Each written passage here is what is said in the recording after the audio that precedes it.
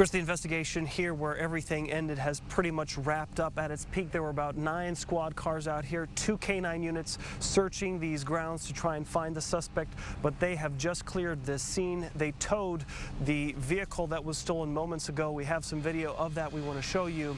We're just outside the Liberty Christian Life Center where a mother who has a 6-year-old came out. She said that she noticed the GMC parked in the parking lot. She saw the girl inside. She got an eerie feeling by the time she could confirm that that is the victim of this Amber Alert. The police were already here. She also tells us that she saw a man go through her building that she did not recognize. She says the man was looking down. He did not want to make eye contact with her. It's unclear if or not that was the suspect. Now, she says she also saw the girls come out as they were brought into the security of police. She says the girls were in tears.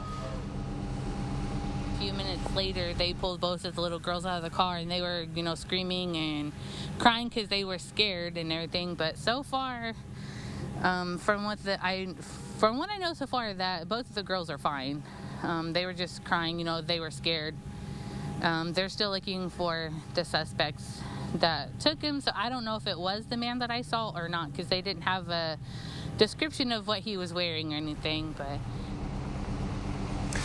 and at this point, again, they brought out that second K-9 unit, scanning the grounds, trying to find any scent that they might be able to. The investigation here has concluded, but a very traumatizing evening for those 2 girls who were in tears as they entered the security of police. For now, live in Olathe, Brian Johnson, KMBC 9 News. Brian, if you could help us understand a little bit more of this story while we have you here tonight at 10 o'clock. It is our understanding that this all began apparently at a used car lot just to the several blocks to the southwest of where you are, right?